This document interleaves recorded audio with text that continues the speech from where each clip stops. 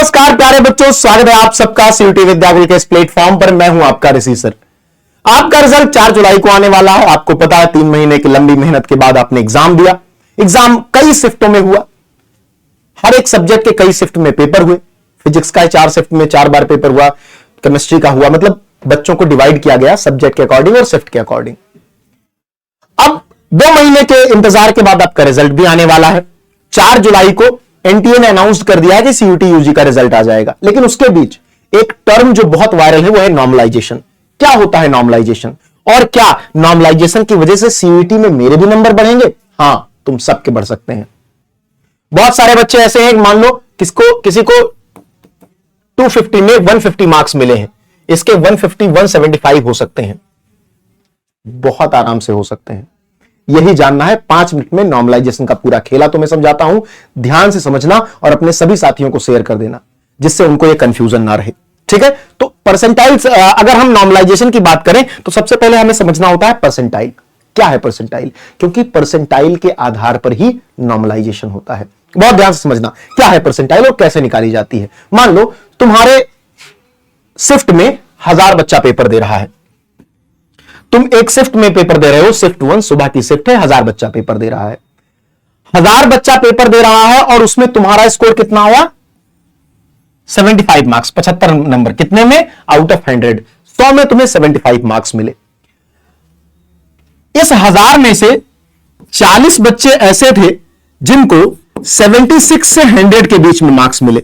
ठीक है, तो ये 40 बच्चे तुमसे आगे हो जाएंगे, तुमसे ज्यादा मार्क्स मिले।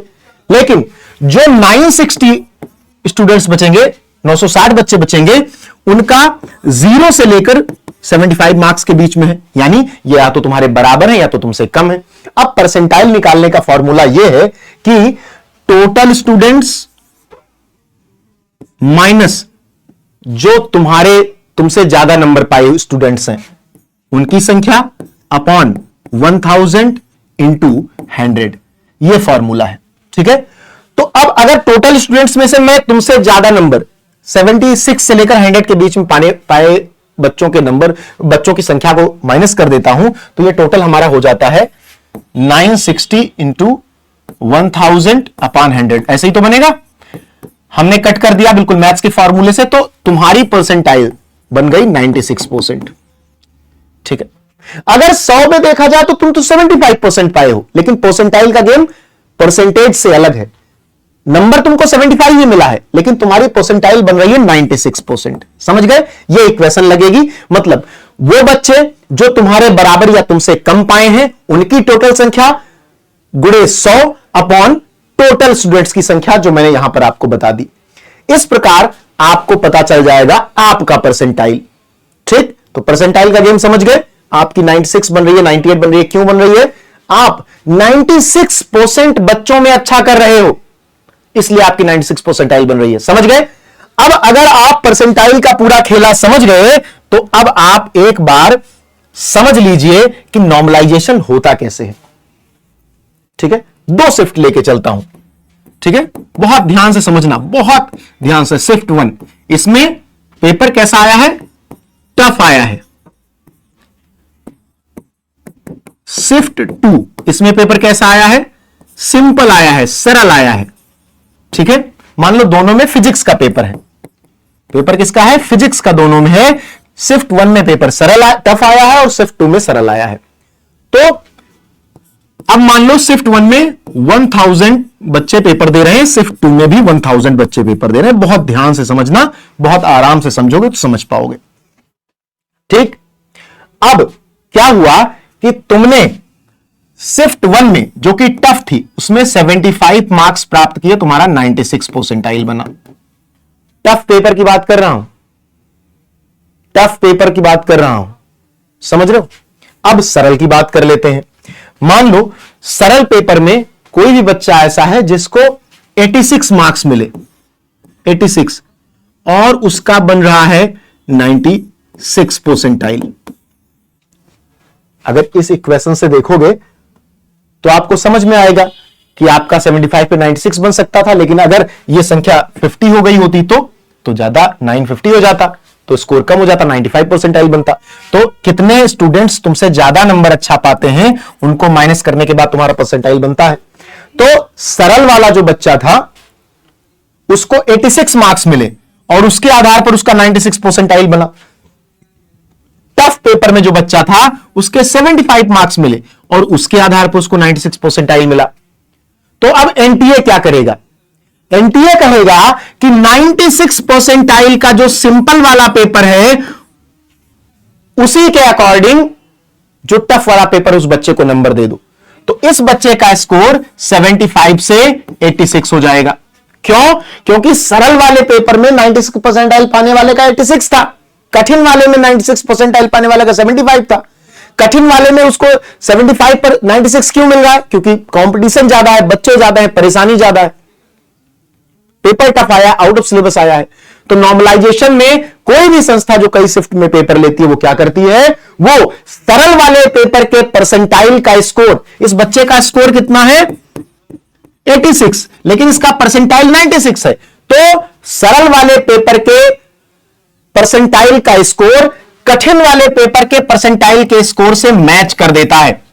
तो अब 96 परसेंटाइल टफ वाले का भी था, सरल वाले का भी था, तो सरल वाले के 96 परसेंटाइल के नंबर के स्कोर को टफ वाले 96 परसेंटाइल के स्कोर के साथ बराबर कर दिया गया। तो इसको भी 96 परसेंटाइल पर 86 मिलेंगे, उसको भी 96 परसेंटाइल पर 86 ही मिलेंगे। समझ में आ गया? कोई टफ नहीं है, बहुत सिंपल है। हो सकता है कि आपको टफ लगता हो, लेकिन ये टफ नहीं है।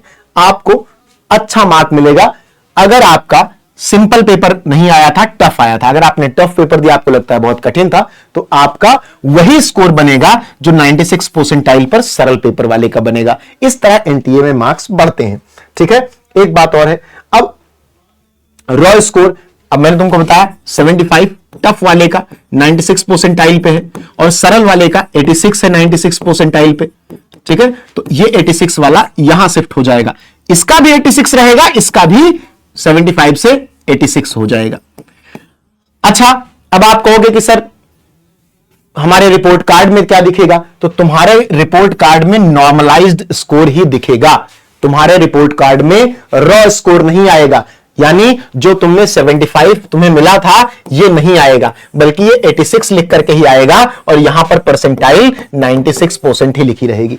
जितनी भी यूनिवर्सिटीज एडमिशन लेती हैं वो आपके नॉर्मलाइज्ड स्कोर के आधार पर ही लेती हैं, रॉ स्कोर के आधार पर नहीं लेती। समझ गए? सिंपल मैथ्स है। एक बार और एक्सप्लेन कर देता हूं, जिससे आप और अच्छे से समझ जाओ। मान लो तुम्हारी शिफ्ट में 100 बच्चे थे, 1000 बच्चे थे। ठीक है, तुम्हारे 86 मार्क्स आए, 86 मार्क्स आए या 75 मार्क्स आए, जो हमने पहले बात करी थी। ठीक है, और तुमसे ज्यादा नंबर पाने वाले बच्चों की संख्या 40 है, 40 स्टूडेंट्स को तुमसे ज्यादा मार्क्स मिला है। तो तुम परसेंटाइल कैसे निकालोगे?